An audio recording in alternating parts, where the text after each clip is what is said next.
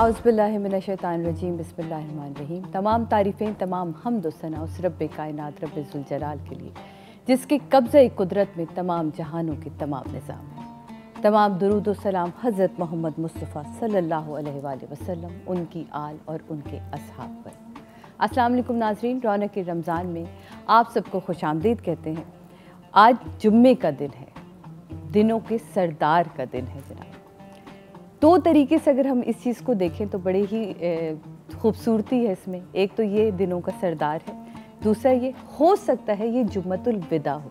मैं हो सकता है इसलिए कह रही हूँ क्योंकि चाँद क्या आगे जाके हमें ये रंग दिखाएगा तो ये हमें पता नहीं चलने वाला कि क्या हम 30 रोज़े रख रहे हैं या हम 29 रोज़े रख रहे हैं। ये तो हमें खैर आगे से, अगर ये जुम्मतुल विदा है तो आज हमने टॉपिक भी जुम्मतुल विदा के हवाले से रखा और रसूल खुदा सल्लल्लाहु अलैहि वसल्लम ने अपने सहाबी से कहा कि अगर तुम्हें जुम्मतुल विदा मिल जाए, यानी कि तुम्हारी ज़िंदगी इतनी हो कि तुम्हें जुम्मतुल विदा मिल जाए, तो अपने लिए ज़रूर दुआ करना अपने रब के सामने कि या रब्बी मुझे अगला जुम्मतुल विदा भी नसीब फरमा मुझे। और अगर तूने ये फ़ैसला कर लिया कि मुझे अगला जुम्मतुल विदा नहीं नसीब होना तो मेरी मग़फ़रत फरमाना, मेरी दुआओं को कबूल फरमाना। मुझसे जो भी छोटी बड़ी जितनी भी गलतियाँ हुई हैं, जितने बड़े गुनाह कबीरा और सगीरा सरज़द हुए हैं मौला, उन सबसे तू मुझे माफ़ फरमाना। यकीनन आज के इस दिन की फ़जीलत के सदक़े में आपके गुनाहों को मौला बख्श देते हैं। और कहते हैं दो वो लम्हे हैं जिनमें ज़रूर दुआएँ कबूल होती हैं। एक वो जब जुम्मे की नमाज़ में सिफ़े बन रही होती हैं, एक वो, और एक जब खुतबा दिया जा रहा होता है, उसमें ज़रूर दुआ कबूल होती है। जनाब आज के इस टॉपिक के हवाले से यकीनन तब बात करेंगे जब हमारे उलमा हज़रात यहाँ मौजूद होंगे, इस टॉपिक को आगे लेके चलेंगे।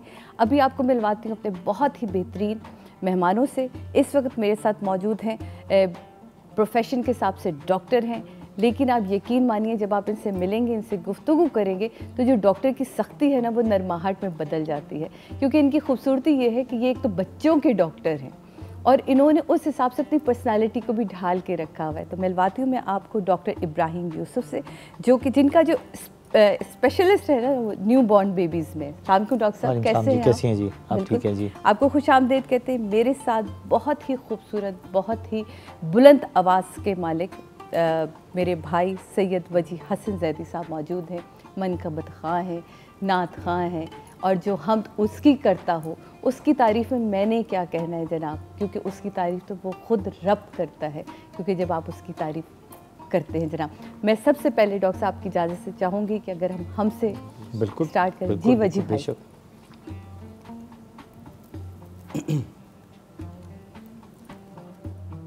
बिस्मिल्लाहिर्रहमानिर्रहीम। मैं सबसे पहले आपको और आपकी पूरी टीम को बहुत बहुत मुबारकबाद पेश करता हूँ। बहुत अच्छी ट्रांसमिशन आप लोगों की चल रही है। परवरदिगार इसका बेहतरीन अजर आप हज़रात को अता फरमाए। और जो सामीन, जो नाज़रीन हमें देख रहे हैं, उन सब की खिदमत में अस्सलामु अलैकुम और तोहफ़ा आली अलैहिस्सलाम मदद। हमसे मैं चंद मिसरे हाज़िर करता हूँ। मेरी बहुत ही पसंदीदा हमद है ये जनाब मोहसिन नकवी शहीद साहब की लिखी हुई। मुतादिद लोगों ने मुझसे पहले पढ़ी है, मैं बहरल ज़रूर रब की बारगाह में हाज़िर करता हूँ।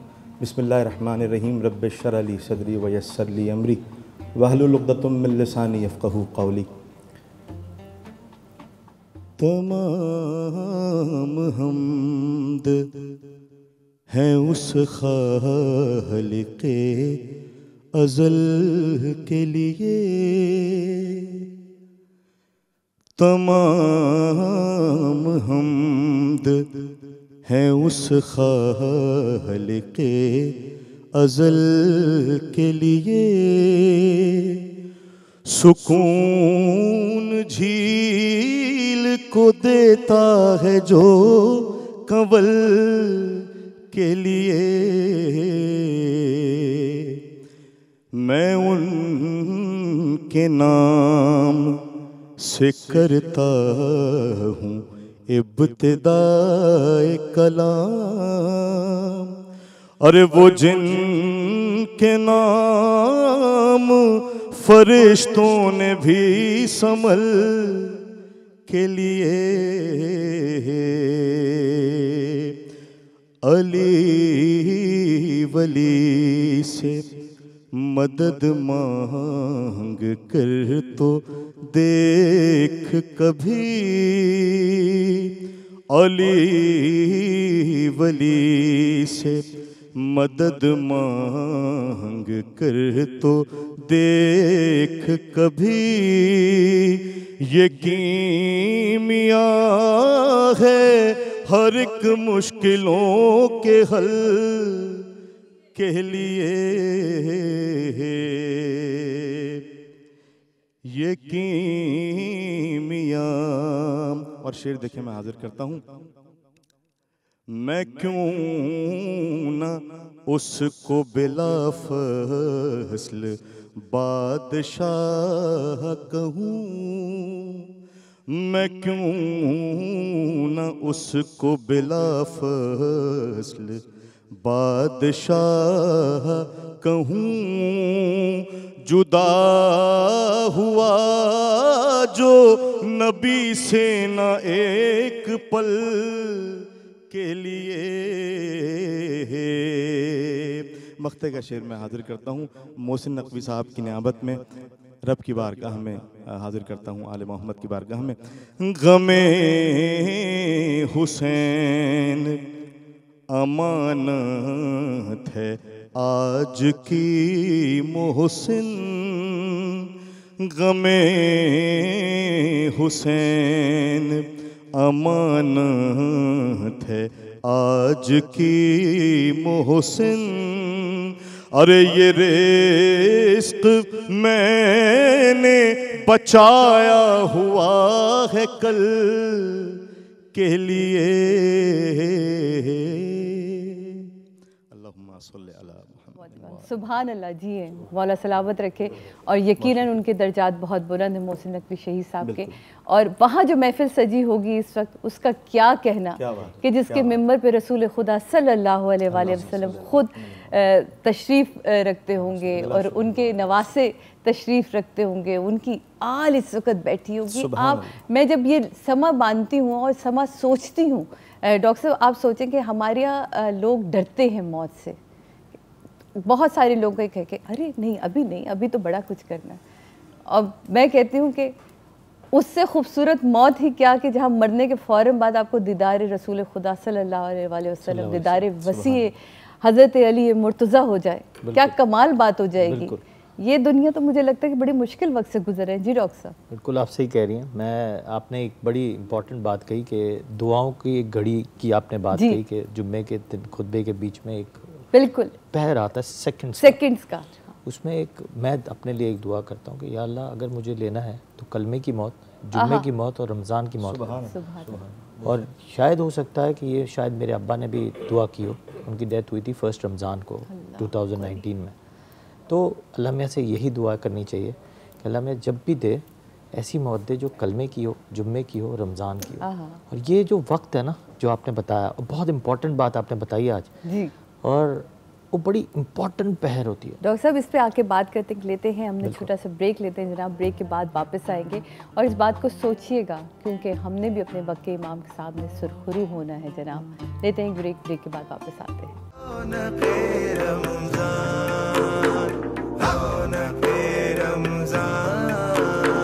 बिस्मिल्लाहिर्रहमानिर्रहीम। रौनक रमज़ान में एक दफ़ा फिर आपको खुश आमदीद कहते हैं। डॉक्टर इब्राहिम हमारे साथ मौजूद हैं। आप बात कर रहे थे डॉक्टर साहब, मुझे वक्फे पे जाना पड़ा, तो मैं चाहूँगी कि वहीं से बात को जोड़े और फिर मुझे कुछ ना आपसे आपकी घरेलू सी बातें पूछनी है। बिल्कुल पूछें। तो जुम्मे के दिन का जो ये जो वक्फा होता है ना खुतबे के बीच में, उसकी बहुत इम्पोर्टेंस है।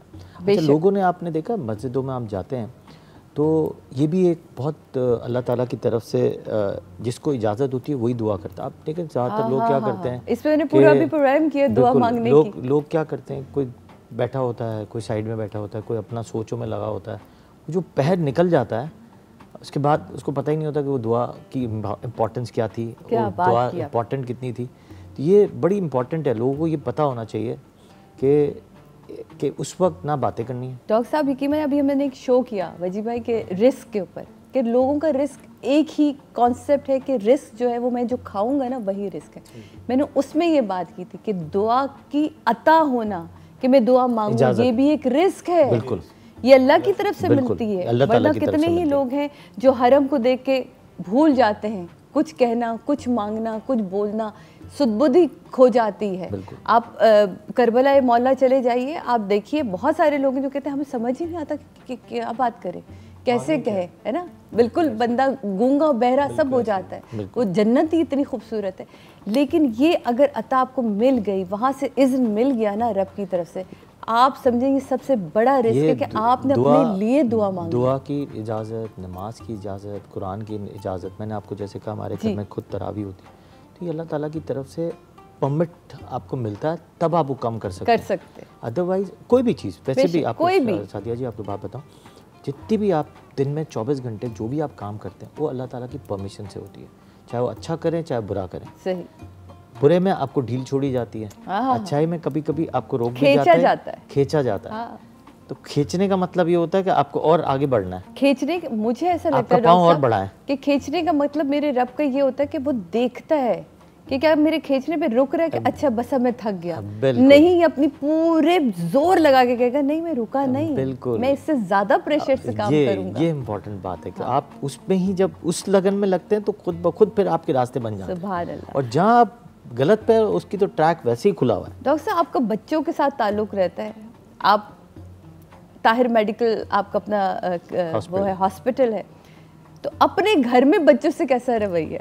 बहुत फ्री, बहुत फ्रेंडली, लेकिन डरते बहुत हैं सब बच्चे मुझसे। वो एक होते हैं ना कि डॉक्टर इंजेक्शन लगा देगा, तो माए भी जो है ना मेरे भांजे भतीजे, अब तो मेरी बेटी की शादी हो गई अल्हम्दुलिल्लाह, तो नाना के उसमें जाएंगे इंशाल्लाह। तो वो जो बच्चे जो है ना उससे डरते हैं, वैसे बड़े फ्रीली रहते हैं मुझसे, क्योंकि मैं बड़ा हंसमुख हूँ। बिल्कुल माशाल्लाह, खेलता हूँ सब बच्चों के साथ, मजाक मस्ती भी करता हूँ उनके साथ, एक्टिंग भी उसी तरह की करता हूँ मैं, तो फ्रेंडली माहौल ज़्यादा है हमारे घर का माशाल्लाह से। तो लेकिन डरते हैं वो इंजेक्शन से ना, माएँ वो फिर दिमाग भी बैठा हुआ है, उन्हें वो भी बैठा हुआ है, माएँ भी डरा रही होती हैं घर में कि उनको बुला लेंगे, इंजेक्शन लगेगा, उनको बुला लेंगे, इंजेक्शन लगा देंगे। तो एक कॉन्सेप्ट वाला होता है, otherwise I am very friendly with my kids. Doctor साहब आपसे भी बात करेंगे कि टू मच हर तीसरे चौथे महीने वायरल फैला हुआ होता है कोई ना कोई हमारे यहाँ, क्या रीज़न है? मतलब मैं जर्मनी इतने महीने रहकर आती हूँ, आप यकीन माने सही जाती है मीरा, वहाँ से सही वापस आती है, या 3 महीने ठीक रहती है, चौथे महीने फिर कभी गला पकड़ के कभी कुछ, अभी फिर 102 बुखार हुआ है। ये पाकिस्तान में क्या रीज़न है कि हर थोड़े दिनों में वायरल? क्या हम अपने आप को याद दिलाते हैं कि हम पाकिस्तान में रह रहे हैं? नहीं, बेसिकली हम अवॉइड नहीं करते। हाँ, हमारे अंदर कहते हैं ना कि एथिक्स नहीं है। सही है। आपने जर्मनी की बात की, चले वेस्ट की बात कर लेते हैं। तो वेस्ट में फ्लू जब होता है they have a permit to leave at home. Yes, they can not be out the room. हाँ, अगर आप बीमार है तो आपको रूम में रहना, वो सिखाया जाता है। अच्छा, आपको सादिया जी आपको बात सिखाया कहाँ जाता है? अगर आप मेडिकल टर्मिनोलॉजी को छोड़ के स्टूडेंट लाइफ में आ जाए, ये वहाँ से शुरू होता है। अच्छा, यहाँ पे तो स्कूलिंग में ऐसा सिस्टम ही नहीं है। यहाँ पे तो दूसरे दिन स्कूल से फ़ोन आ जाएगा क्यों नहीं आ। यहाँ पे पेरेंट्स भेजना चाहते हैं क्योंकि वो फीस का स्ट्रक्चर होता है, पर डे का हिसाब निकालते हैं यार, पर डे जो है 4-5 हज़ार रुपये का, तो महंगा पड़ रहा है स्कूल, और बिल्कुल पढ़ के भी नहीं देगा बच्चे तो क्या होगा। अब पढ़ता तो वैसे भी नहीं है आजकल के बच्चे, तो आपको पता है। ऐसा नहीं है डॉक्टर साहब, आप जैसे बच्चे भी हैं जो पढ़ रहे हैं और डॉक्टर नहीं, लेकिन आपको बात बताऊँ, जो मैं अभी जब बहुत सारे लोगों में बैठता हूँ, तो अब जो स्कूल के हालात हैं वो इस तरह के नहीं है जिस ज़माने में शायद आप पढ़ती थी, आपने पढ़ा या हमने पढ़ा था, तो टोटली डिफरेंट। अब आपके भी आप बच्चे हैं तो आप देखती होंगी, मैं वेस्ट की बात नहीं कर रहा, मैं आप सिर्फ अपने मुल्क की बात कर रहा हूँ। सही। हमारे मुल्क, हमारी स्टडीज़, हमारे जो भी चीज़ें हैं वो अभी भी हम उस कैटेगरी और पढ़ाई पे नहीं जाते। दुनिया में पढ़ाई क्या होती है आपने देखा है, मलेशिया में, चाइना में, कहाँ लोग पहुँच गए। 3rd क्लास से दे स्टार्ट पढ़ाई के साथ technical work, everybody has to take the technical work. मेरी बच्चियाँ 2 साल अमेरिका रह के आई, उनको आधे काम तो टेक्निकल वर्क सिखाए जाते थे पढ़ाई के साथ, स्पोर्ट्स, टेक्निकल वर्क, पढ़ाई। जर्मनी में भी सेम यही है, वेस्ट में सारा ऐसा ही काम करना है काम। यहाँ पे तो ऐसा कोई सिस्टम ही नहीं है, बच्चा नवाब है यहाँ पे या तो स्पोर्ट्स करेगा या फिर पढ़ाई करेगा। नहीं, मैंने तो यहाँ, आई एम सॉरी टू से, मेरी बच्ची जिस स्कूल में, मैंने वहाँ बच्चों को, माओं को आके ये बात करते थे कि जी इतनी गर्मी में आप बच्चे से स्पोर्ट्स करा रहे हैं। अरे भाई, विटामिन डी मिलेगा, गर्मी हो या सर्दी हो, स्पोर्ट्स तो स्पोर्ट्स है। और आप सोचिए आपका बच्चा एक्टिव नहीं होगा तो वो तो फिर एक आटे की बोरी बनता जा रहा है। बस यही हो जिसको रहा है। आप कभी पिज़्ज़ा डाल रहे हैं, कभी उसके अंदर, कभी आप जंक फूड्स का आपने एक जो है ना वो पहाड़ खड़ा कर दिया अपने बच्चों के दरमियान, और आके फिर उस पर आप शिकायत करते हैं कि जी स्पोर्ट्स गर्मी में। डॉक्टर साहब बातें चलती रहेंगी, लेकिन एक नात एक तरफ अगर चले, बजी भाई प्लीज़, अगर नहीं, आप लोगों की माशाल्लाह बातें है ना, ये गुफ्तगू रहेगी हमारी, लेकिन साथ साथ ये महफिल भी सजी रहनी चाहिए ना। जी जिस मकसद के लिए रमज़ान की महफिल है, वो महफिल का मकसद भी। डॉक्टर साहब ने जो भी बात की बुक्स के हवाले से और स्टडीज़ के हवाले से, वाकई डॉक्टर साहब हमारी न्यू जनरेशन को, बच्चों को किताबों से बहुत दूर कर दिया गया। ऑफ कोर्स बहुत दूर कर दिया गया, बिल्कुल मतलब पढ़ने का तो रुझान ही नहीं रहा। बहरहाल मैं आपके हुक्म पे नात से 2-3 शेर हाजिर करता हूँ। हमारे बहुत ही अच्छे शायर हैं यासिर रज़ा यासिर साहब, और उन्होंने ये नात अब से कुछ बरस पहले मुझे लिख के दी थी और बहुत मकबूल हुई माशाल्लाह। तो मैं 2-3 अशार हाजिर करता हूँ। अल्लाहुम्मा सल्ली अला मुहम्मद व आले मुहम्मद।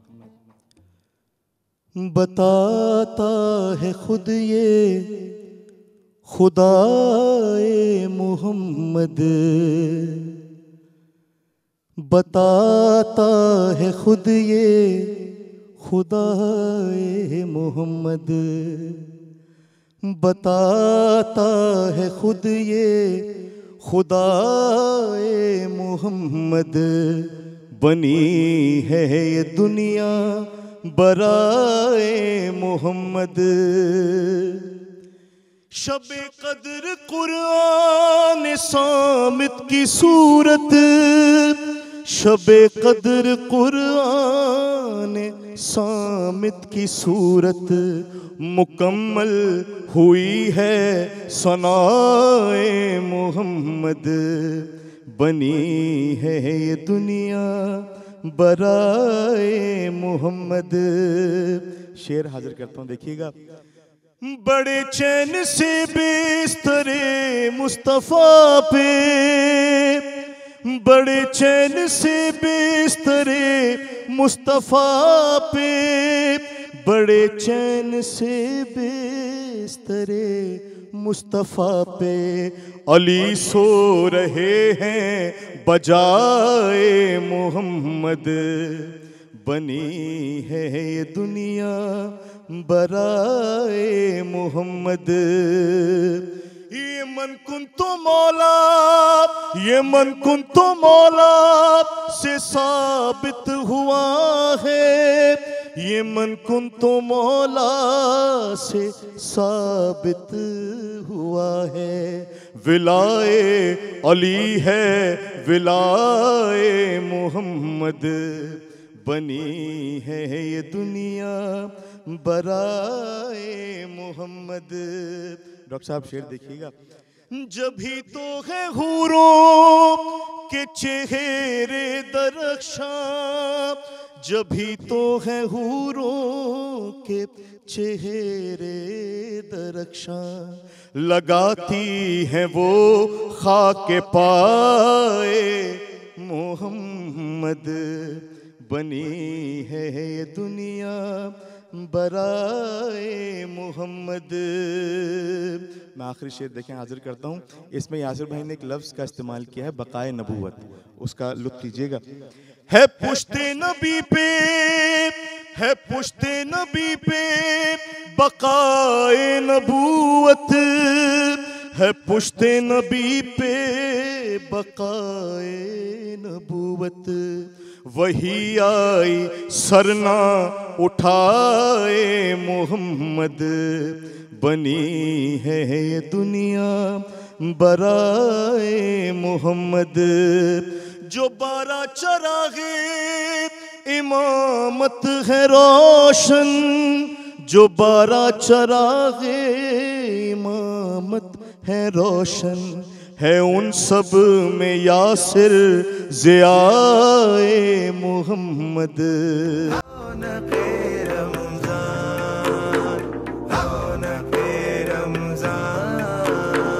वेलकम बैक नाज़रीन, वापस आ चुके हैं हम रौनक रमज़ान की रौनक भरी ट्रांसमिशन में। डॉक्टर इब्राहिम हमारे साथ मौजूद हैं, वजी हसन साहब हमारे साथ मौजूद हैं, बहुत ही खूबसूरत आवाज़ के मालिक, बहुत ही खूबसूरत नात पढ़ी। अल्लाह ताला जब देता है ना तो छप्पड़ फाड़ ऐसे वजी भाई को दिया हुआ, वजी भाई को दिया, मौला ने सलामत रखे। और आपको भी ना अल्लाह ने बड़ी ही कुछ मुख्तलिफ चीज़ें अता करी हैं जो कि बहुत अलग लोगों को चुन के देता है वो। उनमें सबसे बड़ी एक आप खुशगुफ्तार हैं माशाल्लाह, आप बच्चों को बहुत अच्छा हैंडल करते हैं। क्या इस वजह से आपने चूज़ किया कि नहीं मुझे बच्चों का ही डॉक्टर बनना है, या आप पहले बन गए थे उसके बाद आपने कहा नहीं अब मुझे ऐसा ढल जाना चाहिए? नहीं, मैं बनना चाहता था ऑप्थेल्मोलॉजिस्ट, आई सर्जन। तो अब्बा ने मुझे एक दफ़ा समझाया कि बेटा तुम्हारी अम्मी गायनेकोलॉजिस्ट हैं, तो अगर तुम्हें जल्दी पॉपुलर होना है ना तो गायनी के साथ पीडियाट्रिक्स ही रहता है, या फिर गायनेकोलॉजिस्ट बन जाओ। बिल्कुल, वो बच्चे बड़े होंगे, बीमार भी होंगे। मैंने कहा गायनी तो नहीं बन सकता, बट पीडियाट्रिक्स मेरी ठीक है चॉइस था। तो बस इसके बाद मैं डलता गया उसमें, और अल्लाह का शुक्र है, now I am doing the best in the town माशाल्लाह से। और अल्लाह ताला का ही शुक्र है, वही वाली बात है, अल्लाह ताला की परमिट अल्लाह ताला की होनी चाहिए, प्लस साथ में आपके पेरेंट्स की दुआ होनी चाहिए। आपकी अपनी लगन भी बड़ी ज़रूरी है, ऑफ कोर्स बहुत ज़रूरी कि आपकी लगन हो, क्वालिफिकेशंस हैं, आपकी नॉलेज है, प्लस साथ में ऑनेस्टी। लगन तो किसी भी काम के साथ ऑनेस्टी के साथ जब आप काम करते हैं ना तो अल्लाह ताला खुद आपको हेल्प भी करता है, मदद भी करता है। फिर आपको खुद ब खुद कोई भी काम है, मैं ये नहीं कह रहा सिर्फ मेडिकल है, कोई भी काम है, किसी भी काम में। अब बजी भाई अगर अपनी नात को अपनी मतलब जस्तुजू 100% दे रहे हैं ना, तो खुद ब खुद एक इंसान के अंदर ब्यूटी अलग आती है, खुद ब खुद अल्लाह ताला की तरफ से चीज़ें प्लस प्लस प्लस प्लस होती जाती है। तो दुआ भी करनी चाहिए और मेहनत भी करनी चाहिए। डॉक्टर साहब एक चीज़ जो मेरा ख्याल मुझे जैसी माएँ ज़रूर पूछना चाहती होंगी, आजकल के बच्चों का जो बिहेवियर है ना, बिहेवियर चेंजेस बहुत ज़्यादा होती जाती है, मतलब वक्त के साथ ऐसे ऐसे बदल रहे हैं, उनकी शायद जो वो देख रहे हैं वो बिल्कुल अलग है। हमारे दौर में ना मोबाइल था ना सोशल मीडिया था, किस तरह कंट्रोल किया जाए, कैसे इनके बिहेवियर्स में चेंज लाया जाए?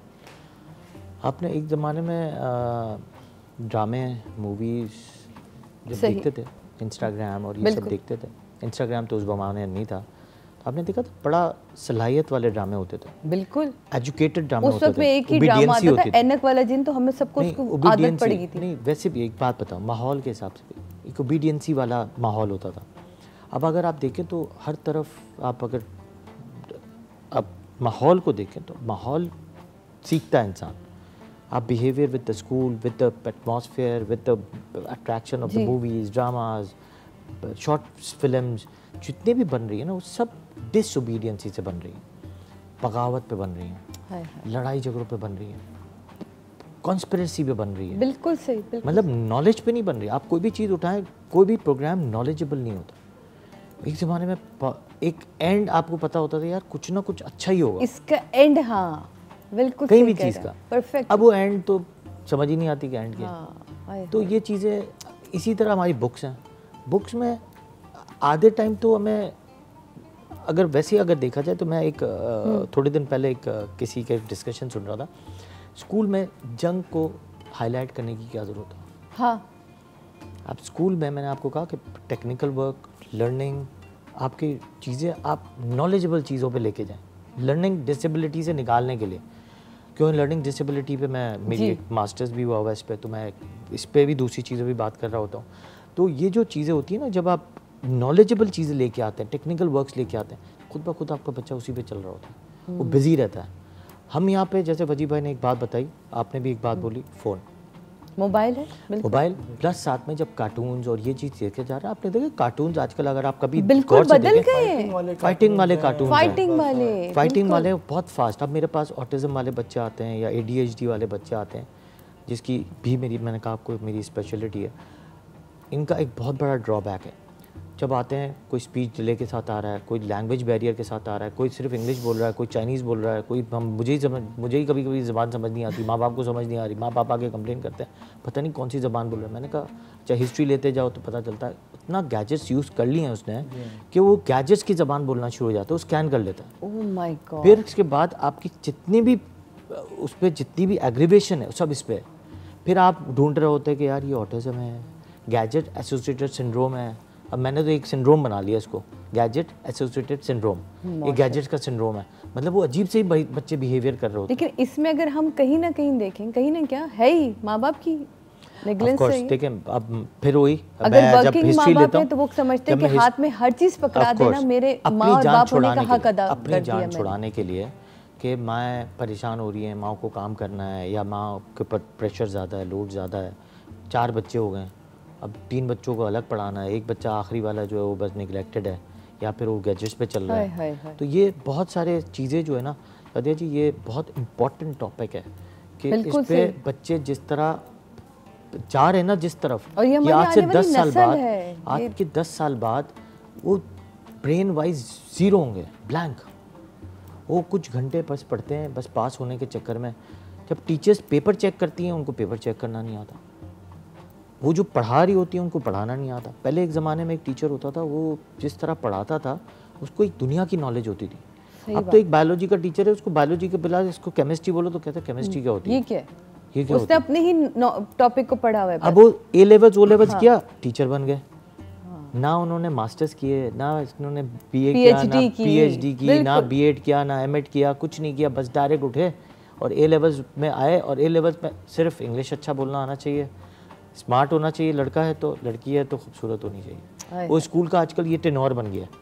अच्छा डॉक्टर साहब, आपकी बात को बढ़ाऊंगा मैं, गैजेट्स देने की वजह से बच्चों का आउटडोर अपना खेलना, प्लेइंग वो भी खत्म हो गया, उनकी वर्जिश खत्म हो गई है। वही माँ इनकी यही कंप्लेन है, इनकी स्कूल में इनकी बेटी के जो दोस्तें हैं उनके पेरेंट्स ने ये कहा कि हम धूप में कैसे खिलाएं। जी हाँ, धूप में तो भाई धूप में खेलेंगे तो बच्चे ग्रो करेंगे, उसमें विटामिन डी मिलेगा। आपकी जब आप खेलते हो तो आपकी ऑक्सीजनेशन मिलती है, मेंटल हेल्थ मिलती है, ऑक्सीजनेशन मिलती है। अब ये आप सोचें कि आप घर में रह के आप सिर्फ वो क्रिकेट भी उसी पे खेल रहे हैं, क्रिकेट भी उसी पे खेल रहे हैं, फुटबॉल भी आप उसी पे खेल रहे हैं, हर चीज आप उस पे खेल रहे हैं, तो बच्चा फिर एक डब्बे की तरह ही बन के आपके सामने आएगा। ऑफ कोर्स, तो आपकी क्या नॉलेज होगी, आपकी नॉलेज तो माइनस पे जा रही है।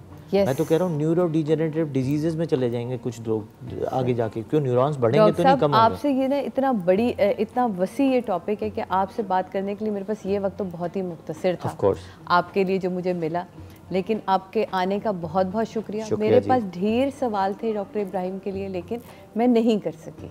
मैं भी आपकी ज़ात के बारे में नहीं जान सकी, मैं आपकी फैमिली के सारे डॉक्टर्स एक छत पे रहते हैं, क्या रखता होगा सिवाय इनकी बीवी के, क्या इनकी बातें होती होंगी, ये सब मुझे जानना। लेकिन इंशाल्लाह अल्लाह ने चाहा, हमें आगे मौका मिला तो हम ज़रूर इस पर बात करेंगे। बहुत बहुत शुक्रिया आपके यहाँ मौजूद होने का जनाब। लेते हैं छोटा सा ब्रेक के बाद वापस आते हैं, अपनी इस रौनक भरी ट्रांसमिशन को आगे लेके चलेंगे।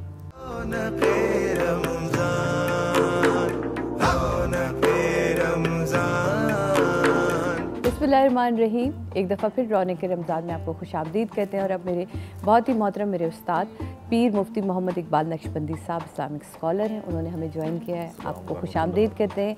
भाई साहब कैसे हैं आप? अल्हम्दुलिल्लाह। अच्छा, मैंने एहतियातन जब इंट्रो दे रही थी तो मुझे लग रहा था कि ये हमारा जुम्मतुल विदा नहीं होगा, और आपने अभी उस पर मोहर लगा दी कि कल ऐलान भी हो गया कि अगला जुम्मा जो है वो जुम्मतुल विदा है और हम हफ्ते के दिन की हमारी ईद होगी। लेकिन उस हवाले से हमारे पास चीज़ें तो बहुत सारी हैं। इत्तिकाफ़ के हवाले से बहुत से लोग इत्तिकाफ़ में बैठे हैं, फितराने के हवाले से बहुत से लोगों को अभी तक कॉन्सेप्ट है कि ईद के रमज़ान शुरू होता है तब फितराना निकालना है या चांद रात पे फितराना निकालना है। हम बच्चे से बड़े हो गए हैं, आज तक नहीं समझ पा रहे। जी अल्हम्दुलिल्लाह वकफ़ा वस्सलातु वस्सलामु अला मन ला नबिय्य बअदा, अम्मा बाद, बिस्मिल्लाहिर्रहमानिर्रहीम। व अहिदना इला इब्राहीम व इस्माईला अन तहिरा बैतिया लित्ताइफीन वल आकिफीन व रुक्काइ सुजूद। सदक़ल्लाहुल अज़ीम। वस्सलातु वस्सलामु अलैका या रसूल अल्लाह। शुक्रिया सादिया बीबी, अल्लाह ताला आपको रौनक रमज़ान की बरकत नसीब फरमाए, मुझे भी और पूरी उम्मत मुस्लिमा को अल्लाह रब्बुल इज़्ज़त नसीब फरमाए। बड़ा अहम सवाल किया एतकाफ़ के बारे में, फ़ितरे के बारे में। एक एतकाफ़ जो है बड़ी कदीम इबादत है, पुरानी इबादत है। सैयदना इब्राहीम अला नबीना से शुरू होती है। अल्लाह रब्बुल इज़्ज़त सूरह बकरा में फरमाते हैं व अहिदना इला इब्राहीम व इस्माईला अन तहिरा बैतिया लित्ताइफीन वल आकिफीन व रुक्काइ सुजूद। हमने इब्राहीम व इस्माइल को ताकीद की थी कि हमारे घर को साफ सुथरा रखो। बिल्कुल। एतकाफ वालों के लिए, तवाफ़ करने वालों के लिए, जो तवाफ़ करते हैं, रकू करने वालों के लिए, सजदा करने वालों के लिए, सुभान अल्लाह। जहाँ इबादत नमाज की हो रही है, रकू सजूद का जिक्र हो रहा है, वहीं पे एतकाफ का जिक्र हो रहा है। एतकाफ एक ऐसी इबादत है कि इसको गोशा नशीनी का नाम दिया गया है। सूफिया के यहाँ ये बहुत बड़ा दर्जा रखती है। जो सूफिया चिल्ला कशी करते हैं, चिल्ले में बैठते हैं, इबादत और रियाजत करते हैं, तज़किया नफ्स करते हैं, गोया ये ऐसी इबादत है कि 10 दिन का एतकाफ़ ये हमारे यहाँ सुन्नत किफ़ाया कहलाता है। इसके अंदर रोज़ा शर्त है। एक एतकाफ़ होता है वाजिबा, एक एतकाफ़ होता है नफलिया, एक एतकाफ़ होता है सुन्नत किफ़ाया। तो जो वाजिब है वो तो ये है कि वो कोई हमने मसलन नज़र मानी, मन्नत मान ली, जब वो पूरी होगी तो हमने रोज़ा रखना है। इस एतकाफ़ के अंदर रोज़ा शर्त है, बग़ैर रोज़े के एतकाफ़ नहीं होगा। दूसरा एतकाफ़ है ये सुन्नत किफ़ाया, यानी किफ़ाया इस चीज़ को कहते हैं, मस्जिद में अगर एक बंदा भी मोहल्ले की मस्जिद में बैठ गया या जामा मस्जिद में बैठ गया तो पूरा मोहल्ला बरी व ज़िम्मा हो गया। अगर कोई न बैठा तो सब गुनहगार हुए। जैसे नमाज जनाजा है, फ़र्ज़ किफ़ाया है, अगर एक बंदे ने ही पढ़ लिया तो वो फ़र्ज़ अदा हो गया, शरीयत पूरी हो गई। अगर किसी ने न पढ़ा तो सब के सब गुनहगार हुए, सब के वो सब जो है मौरिद इल्ज़ाम ठहराए, सब के सब गुनहगार हुए।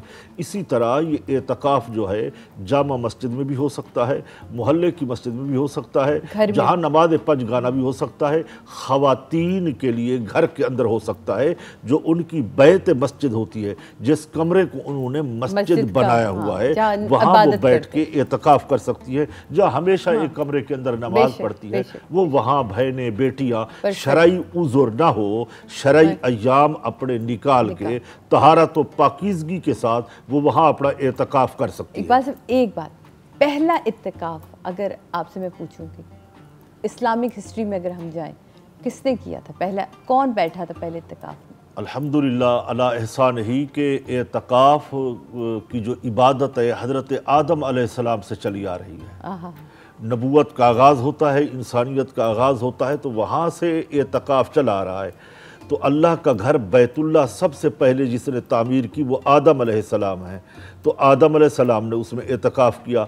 हज़रत इब्राहीम के बारे में तो ताकीद आई है कि तवाफ़ करने वालों के लिए, एतकाफ़ करने वालों के लिए मेरे घर को बैतुल्लाह को साफ़ सुथरा रखो, इस हरम को पाक करो। तो हज़रत इब्राहीम अलैहिस्सलाम के ज़माना अक़दस में भी इसकी शुरुआत थी, इसका तसव्वुर एतकाफ़ का था और वो इबादत आज तक बाकी रखी गई है। कम से कम ये 3 दिन का कम से कम जो एतकाफ़ है वो 1 लम्हे का 1 मिनट का भी है, वो है नफली एतकाफ़।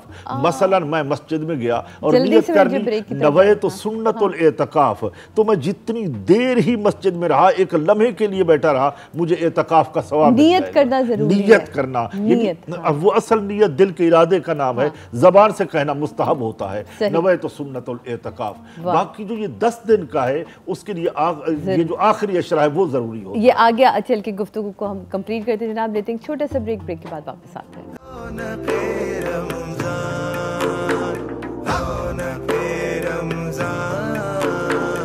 आयतें कहती हैं तौसीफ़े खुदा करते हैं, आयतें कहती हैं तौसीफ़े खुदा करते हैं। जब अली फातिमा ज़हरा की सना करते हैं, आयतें कहती हैं तौसीफ़े खुदा करते हैं।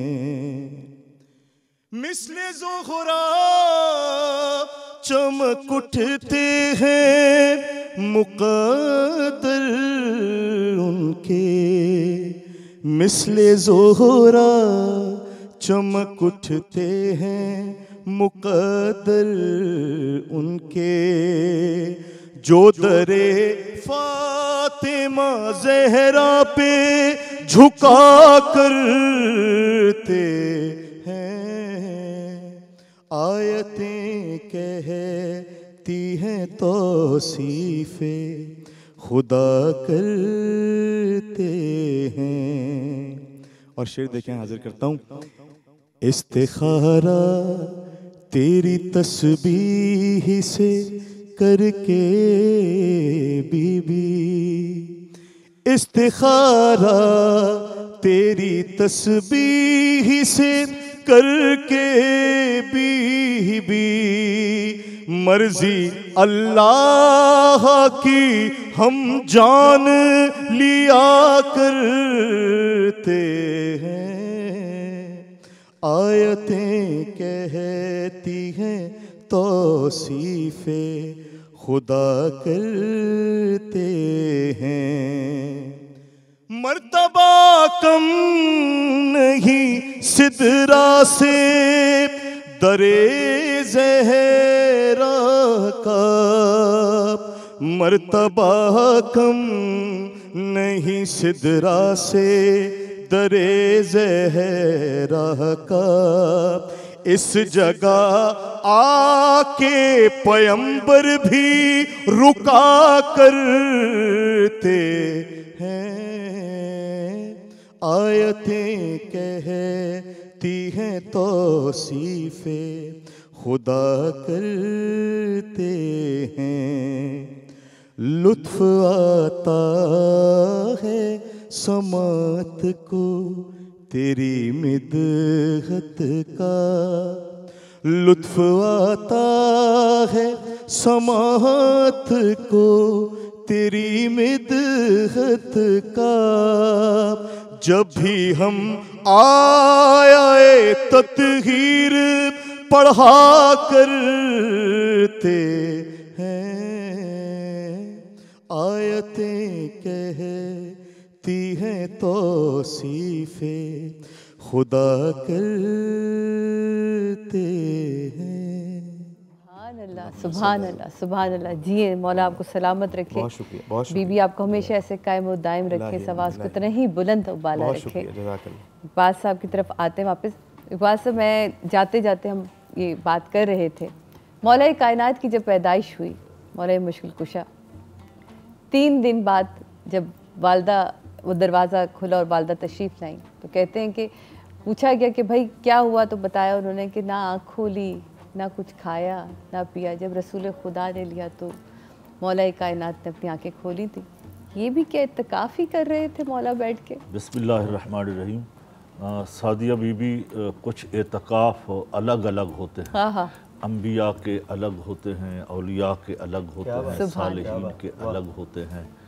तो मैं ये समझता हूँ जिस दिन विलादत मौला अली शेर खुदा कर्रमल्लाह वजहुल करीम हुई है, मैंने एक लफ्ज़ कहा है कर्रमल्लाह वजहुल करीम। जो पैगंबर बनी इसराइल में पैदा होते थे तो उस ज़माने के लोग कहते थे इब्नुल्लाह, ये अल्लाह का माज़अल्लाह बेटा है। अब जो बैतुल्लाह में पैदा हो रहा था, कोई ये न कहे कि ये खुदा का बेटा है, बल्कि कह दिया कर्रमल्लाह वजहुल करीम। बैतुल्लाह में पैदा होने वाले तो वो शेर खुदा हज़रत फ़ातिमा बिनते असद रज़ी अल्लाह ताला अन्हु के नूर नज़र हैं और मेरे रसूल के भाई बनने के लिए आ रहे हैं और वज़ीर, मुशीर, अमीर बनने के लिए आ रहे हैं। तो उनकी विलादत बैतुल्लाह शरीफ में हो रही है। मुंह से बोलते नहीं हैं, आँखें खोलते नहीं हैं।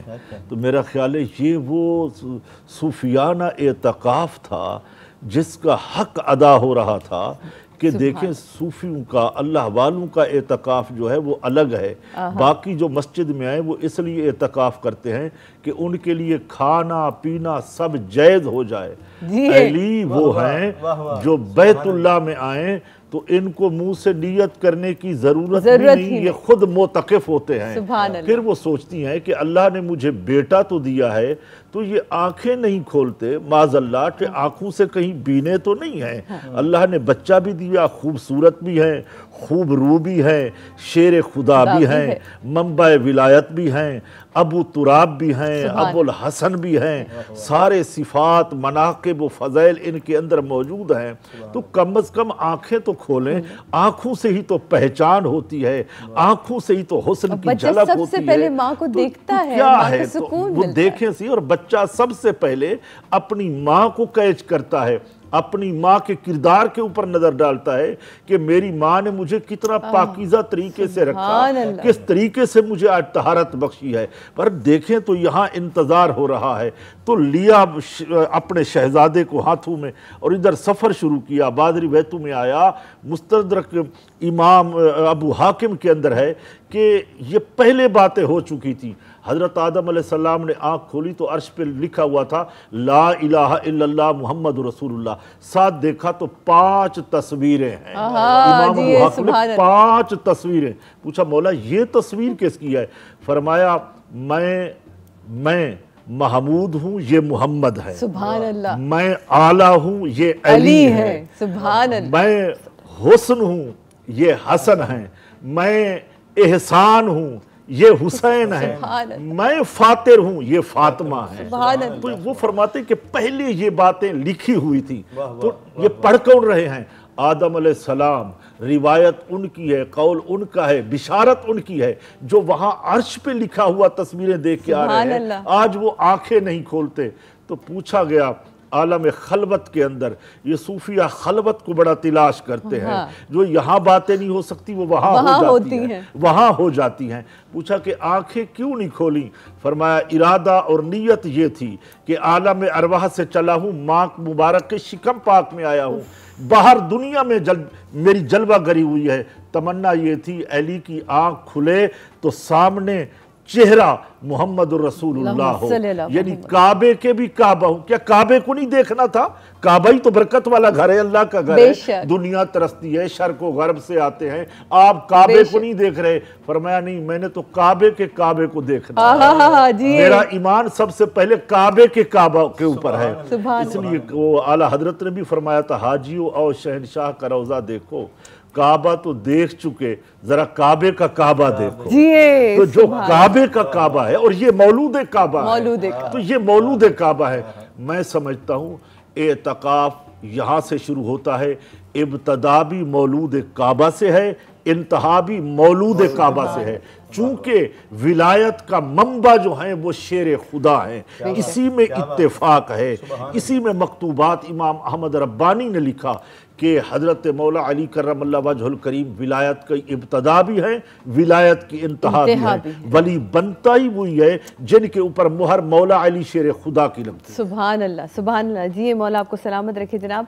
यहाँ जाऊंगी अपने वक्फे की तरफ, लेकिन उससे पहले आप लोगों से एक सवाल ये है कि ये जो गुजर रहा है अशरा, यानी कि तीसरा अशरा जो है, इसको क्या कहते हैं, इसका नाम क्या है, ये आपने मुझे जवाब देना है। जवाब के बदले में मैं आपको दूंगी जनाब बहुत ही ज़बरदस्त किस्म के हमारे पास गिफ्ट हैं, और वो हैं स्विस्टन वॉचेस की लग्जरी वॉचेस हैं जनाब, जो आपको पूरे पाकिस्तान में मिलेंगी। इसके अलावा चीज़ रेस्टोरेंट है, ये जो लाहौर, इस्लामाबाद, रावलपिंडी, पेशावर, और ये एक ऐसा आपको मैं बताऊं कि क्या कह सकते हैं इसको, फास्ट फूड है ज़बरदस्त किस्म का, जो देखते ही देखते ना पूरे ऑलमोस्ट पाकिस्तान में ही फैलता जा रहा है। सिर्फ कराची ही नहीं पहुंचा, मुझे लगता है थोड़े दिनों में कराची आ जाएगा, क्योंकि 27 ब्रांचेस हैं इसकी, और चीज़ेस बांट रहा है जी जनाब, खुशियाँ जो है रमज़ान में। सो जल्दी जल्दी आप अपने हमारे सवाल का जवाब दें और अपने गिफ्ट लेते जाएं, ताकि हम इसी तरह आपको मिलेगा जनाब पिज़्ज़ा मैक्स के फूड वाउचर हैं। ये कराची वालों के लिए, क्योंकि ये रेस्टोरेंट कराची में है जनाब। लेते हैं एक ब्रेक के बाद वापस आते हैं।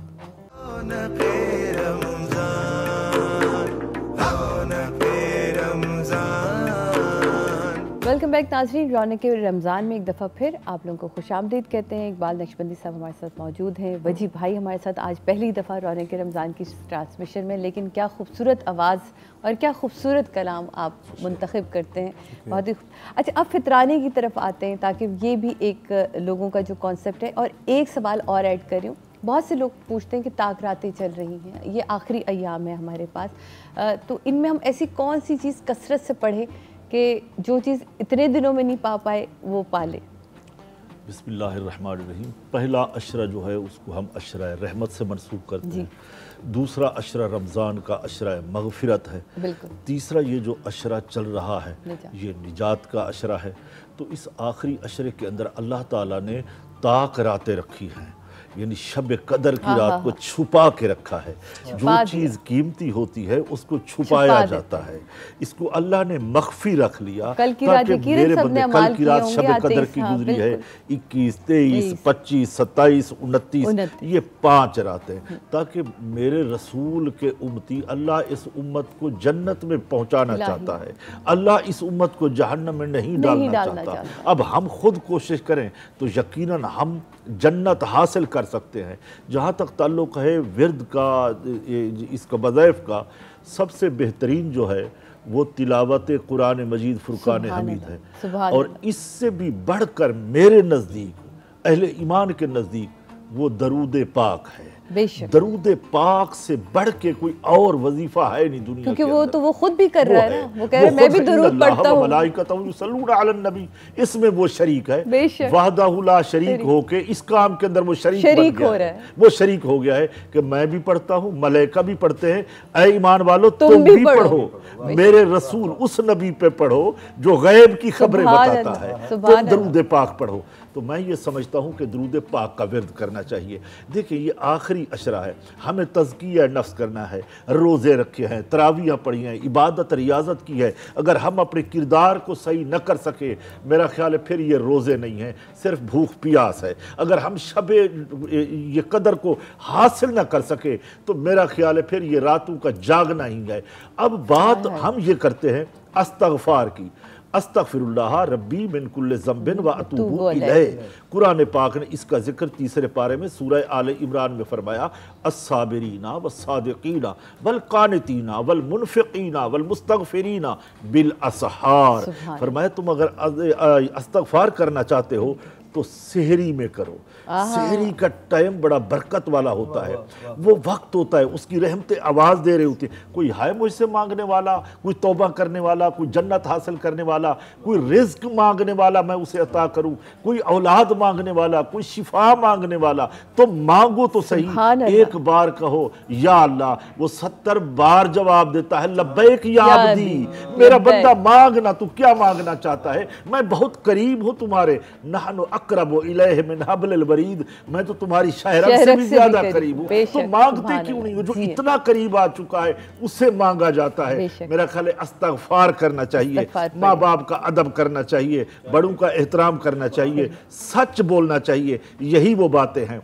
अब जो आपका दूसरा बड़ा अहम सवाल था फितरे के बारे में, तेजी से हम जाएंगे फितराने की तरफ। बिल्कुल, मैं ये कहता हूँ कि ईद को ईद के तौर पे सादिया बीवी बनाया जाए, त्यौहार न मनाया जाए। त्यौहार अलग होते हैं, ईद अलग होती है। शुक्राने के तौर पे हम उन नादारों की खिदमत करते हैं। इस्लाम ने हुक्म दिया कि उनको ज़कात फितरा पहुँचाया जाए। फितरा उन्हीं को दिया जाएगा जिनको हम ज़कात देते हैं। फी कस के हिसाब से 2 किलो आटा है। अब इसकी जो कीमत बन रही है वो 320 रुपये इस वक्त के हिसाब से। बिल्कुल इस वक्त, इस साल जो उलमा ने फैसला किया है वो 320 रुपए, जिनको हम ज़कात देते हैं, फितरा भी उन्हीं को दे सकते हैं। तो हमारे, और ये नमाज से पहले देना होता है? नमाज से पहले भी दे सकते हैं, नमाज के बाद भी दे सकते हैं। अगर 1 महीने के बाद भी पैसा आया या चीजें आ गई उसमें भी अदा हो सकता है। साल के अंदर अंदर भी दे सकते हैं। एक कॉलर है, हमसे बात कर लेते हैं। हेलो जी, अस्सलाम वालेकुम। वालेकुम अस्सलाम। सादिया कैसी हैं? बिल्कुल ठीक ठाक। कौन बात कर रही है? जी मैं फौजिया बात कर रही हूँ। जी फौजिया बोलिए। जी जी बोलिए। जी मैम, मेरा मुफ्ती साहब से एक सवाल भी था और मुझे आपके सवाल जवाब भी देना था जो आपने मेरे सवाल का जवाब दीजिए और अपना सवाल भी पूछ लीजिए जल्दी से। जी जी बिल्कुल। जी मेरे सवाल का जवाब है जहन्नुम से निजात का अशरा है ये। ठीक है, अब अपना सवाल पूछिए। जी जी जी जी बिल्कुल। ये मुफ्ती साहब से मुझे ये सिर्फ फितराने के से सवाल करना था कि ये जो सदका फितर होता है ये हम रमज़ान के दिनों में, कुछ शुरू के दिनों में दे सकते हैं या नहीं दे सकते? इसलिए कंफ्यूजन कुछ हो रही थी तो मैंने सोचा पूछ लूं। इतनी तफसीली अभी वही जवाब हम रमजान से पहले भी अदा कर सकते हैं, आप पहले रमजान से पहले भी दे सकते हैं, बाद में भी दे सकते हैं। इसकी कोई कदगन नहीं है, कैद नहीं है। जब चाहे अदा करे वाजिब अदा हो जाए। जबरदस्त। आपकी तरफ आते वजी भाई कोई कलाम के साथ, ताकि एक नात से मैं ज़रूर चंद अशार हाजिर करता हूँ। ज़रूर। और ये नात अंसर आज़मी साहब अल्लाह मकामहू मरहूम की लिखी हुई नात है, उससे चंद शेर में हाजिर करता हूँ। ज़रूर। इरशाद इरशाद। अर्श से जब फर्श पर तशरीफ लाए मुस्तफ़ा, अर्श से जब फर्श पर तशरीफ लाए मुस्तफ़ा, बन के रहमत आलमे इम्कहां पे छाए मुस्तफ़ा, हब्स के मौसम में जब नामे मोहम्मद ले लिया, हब्स के मौसम में जब नामे मोहम्मद ले लिया, चल पड़ी ठंडी हवा हम गुनगुनाए मुस्तफ़ा, उस हुसैन इब्ने अली का जिक्र बिदअत कैसे हो, उस हुसैन इब्ने अली का जिक्र बिदअत कैसे हो, खुल्द में फर्शे अज़ा जिसकी बिछाए मुस्तफ़ा, खुल्द में फर्शे अज़ा जिसकी बिछाए मुस्तफ़ा। शेर देखिएगा, हाजिर करता हूँ। देखो उसको आज से मौला समझना फर्ज है, खुम के मैदान में जिसे मौला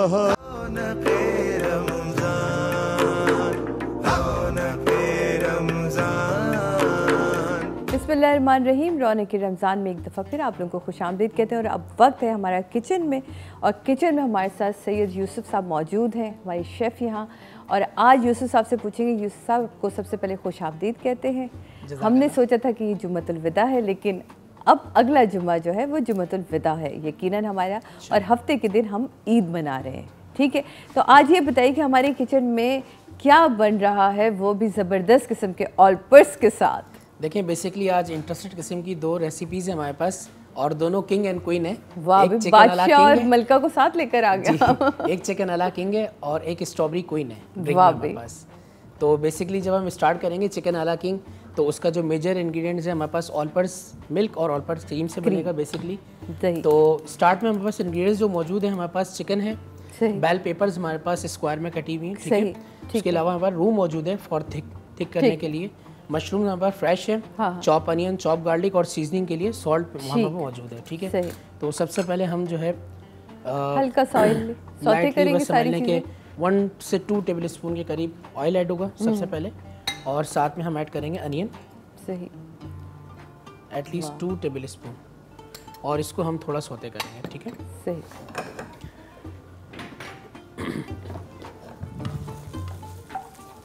छम छम छम छम करके झन झन झन सी आवाज़ आएगी ना, बस ये लाइट तो पता चलता है तो फिर।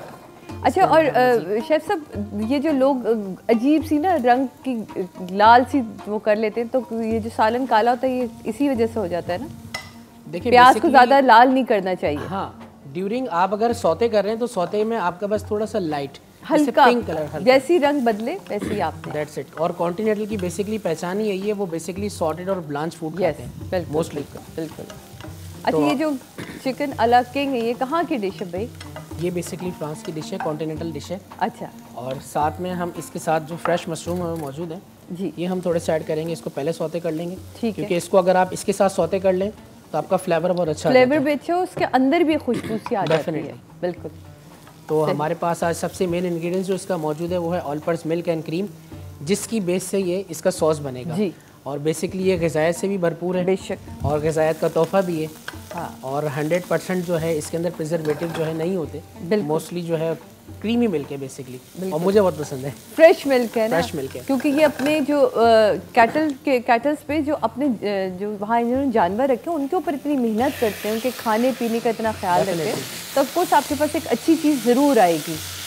तो अच्छा, अब आपने चिकन भी डाल दिया और आपने अब उसको भी हल्का सा सौते करेंगे। वाह, ये बड़ा अच्छा लगता है मुझे टन करना।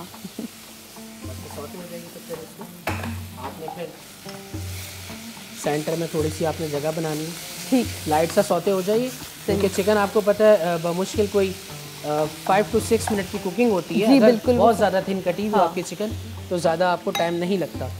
अब ये हमारे पास जो है रू मौजूद है, हमारे पास 1 and 2 टेबल स्पून। रू basically is a binding agent है, इसमें आप बटर और फ्लावर का यूज़ कर सकते हैं। अच्छा, घर में भी यानी कि आप बना सकते हैं, इजीली बना सकते हैं फ्लावर का, ठीक है। एक बटर से खुशबू भी आ जाएगी, बटर का थोड़ा सा एक टेक्सचर है, और जब फ्लावर का टेक्सचर इसमें मिलता है तो जब आप कोई सा भी एक लिक्विड एजेंट ऐड करते हैं तो ये थिक हो जाता है, थिक हो जाएगा फौरी तौर पे।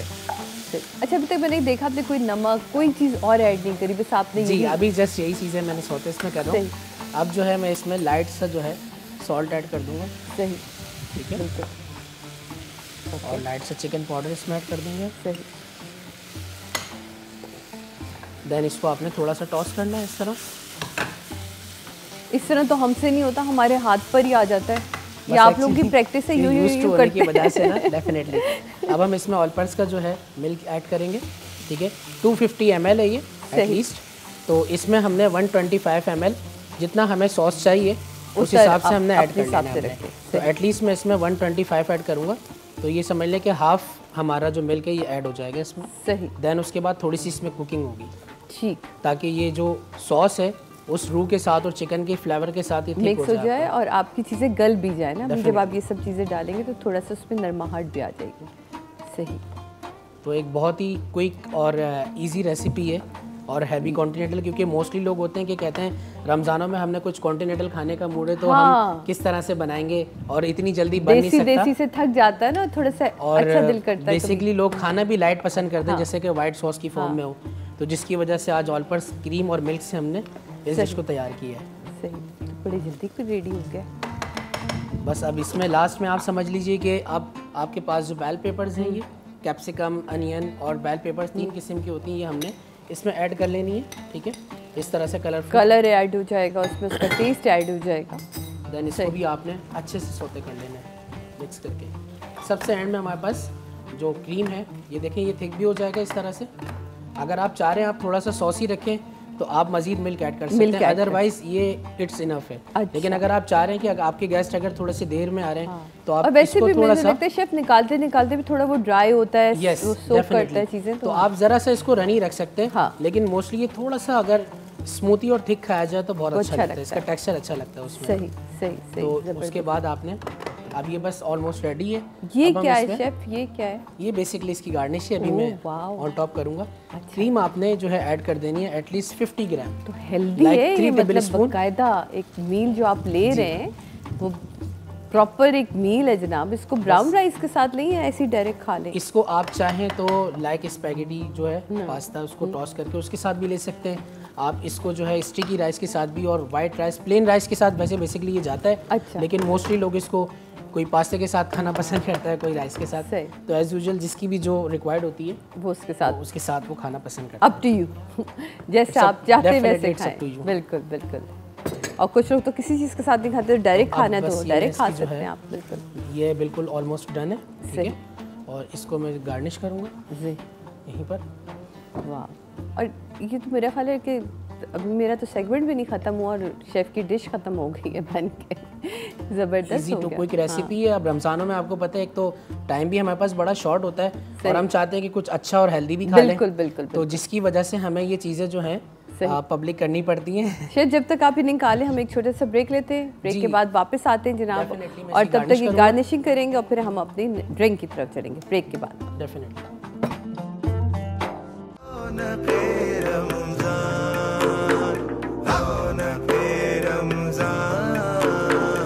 दफ़ा फिर खुशामदीद कहते हैं रौनक के रमज़ान में जनाब आप लोगों को। और मैंने आप लोगों से कहा था कि आज का सवाल बहुत ही आसान था कि आखिरी अशरे को क्या कहते हैं, जिसके बदले में हम बहुत सारी गिफ्ट दे रहे थे। इस्लामाबाद का एक फूड रेस्टोरेंट है जो मुझे बहुत पसंद है, आया जब से मैं उनके बारे में सुनी हूँ, चीज़ेस, और उसने बहुत सारी ब्रांचेस खोली हैं, 27 ब्रांचेस हैं पेशावर में, पिंडी में, इस्लामाबाद में।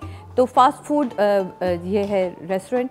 तो जनाब आप जीत सकते हैं इनके वाउचर्स भी, इसके अलावा चीज़ी खुशियाँ बांट रहे हैं जनाब, वो आप जाइए एंजॉय कीजिए उसको। और इसके अलावा पिज़्ज़ा मैक्स के वाउचर्स हैं हमारे पास स्विस्टन वॉचेस हैं जो लग्जरी वॉचेस हैं, वो भी आप जीत सकते हैं। तो दीजिए जवाब और लीजिए हमारे इनामात। आते हैं दोबारा किचन की तरफ और देखते हैं, वाह ज़बरदस्त सजा लिया आपने तो ग्लास भी सजा लिए हैं। क्वीन के लिए क्वीन सज के तैयार भी होगी, किंग भी सज के। चिकन अला किंग हमारे पास रेडी है, तो थोड़ा हम हैंड सैनिटाइज कर लें डेटॉल में। बिल्कुल। उसके बाद जो है फिर हम नेक्स्ट रेसिपी की तरफ जाएंगे। तो हमारी नेक्स्ट रेसिपी जो है वो है स्ट्रॉबेरी क्वीन। तो स्ट्रॉबेरी क्वीन के लिए हमारे पास इंग्रेडिएंट्स आइस क्यूब, हमारे पास मिंट है, हमारे पास स्ट्रॉबेरी, हमारे पास लेमन और सॉफ्ट ड्रिंक जो है हम इसमें ऐड करेंगे। सही। तो सबसे पहले जो है हमने इसमें स्ट्रॉबेरी हमारे पास 250 ग्राम के करीब ऐड है हमारे पास, ठीक है। ठीक। 250 ग्राम स्ट्रॉबेरी हो जाएगी आपकी। आप मिंट लीव्स आप पहले इसको तोड़ के इस तरह से रख लीजिए, साफ करके रख, ठीक है, साफ करके अच्छे से। जितना आप ही डालें, मैं कॉलेज से बात करूं। हेलो, अस्सलाम वालेकुम। अस्सलाम वालेकुम जी, सादिया आप? वालेकुम अस्सलाम। आमिर कैसे हैं आप? अल्हम्दुलिल्लाह, बहुत अच्छी नशरियात है आपकी। हमारी फैमिली बहुत शौक से आपकी ट्रांसमिशन देखती है। रौनक, बहुत शुक्रिया, सालों से देखती है। सवाल का जवाब देंगे जी? सवाल का जवाब देंगे कि आखिरी अशरे को क्या कहते हैं? रमज़ानुल मुबारक के आखिरी अशरे का नाम क्या है? जी, निजात। निजात, अच्छा ठीक है, आपका जवाब मैंने महफूज कर लिया। थैंक यू सो मच आपकी कॉल करने का जनाब। और अब देखते हैं कि हमारी क्वीन कहाँ तक पहुँची है। स्ट्रॉबेरी डल चुकी है, बर्फ़ डल चुकी है, मिंट लीव्स डल चुके हैं, रूह अफ़ज़ा उसके ऊपर डाल रहे हैं हमारे शेफ़ साहब, और अब ये गरम मचने को तैयार है। बड़ा ही कोई फ्रेश बिल्कुल क्विक रेसिपी है आपके लिए, स्ट्रॉबेरी क्वीन, साथ में चिकन अला किंग। वाह वाह। और ये डन। तो रेस्टोरेंट में आके लोग कहते होंगे ना किंग एंड क्वीन साथ ले आए तो ज़्यादा अच्छा है। वैसे बेसिकली ये रेसिपी इतनी क्विक होती है कि हम ये यहीं बनाते हैं, टीवी चैनल्स में, रेस्टोरेंट में बहुत कम ही बनाते हैं ये चीज़ें। अच्छा जी, एक और कॉलर है हमारे साथ लाहौर से। हेलो, अस्सलाम वालेकुम जी। वालेकुम अस्सलाम, कौन सा बात कर रहे हैं? लाहौर से बात कर रहा हूँ। जी जी बोलिए, कौन बात करे? अब्दुल राफे लाहौर से। जी अब्दुल राफे जी बोलिए, क्या कहना चाहेंगे? आपकी अशरा निजात का है।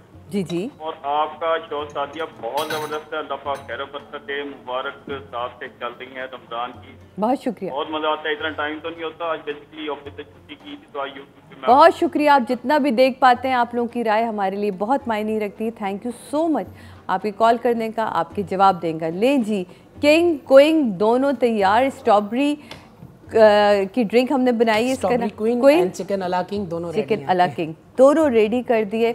एक बने ऑलपर्स की ग़िज़ाइयत के साथ, एक बना रूह अफ़ज़ा की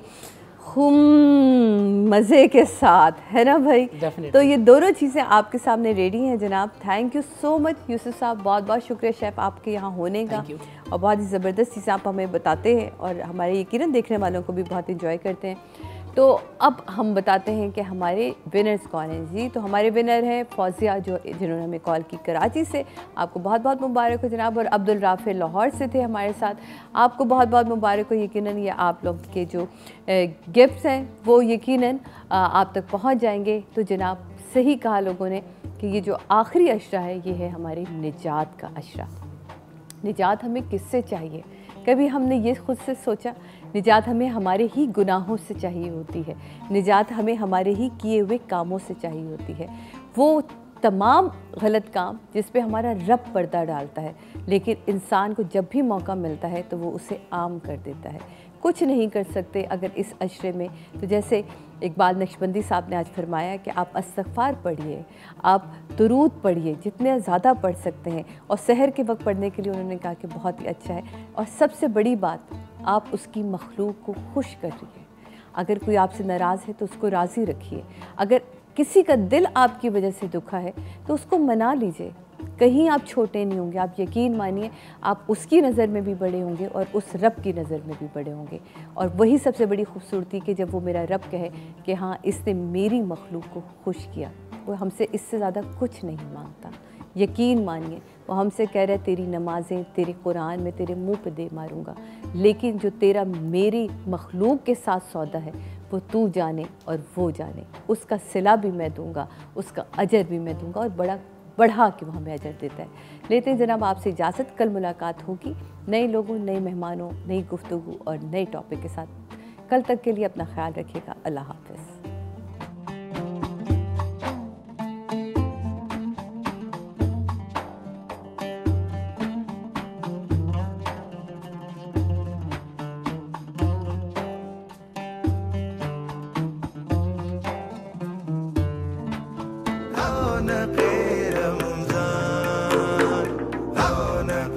रमज़ान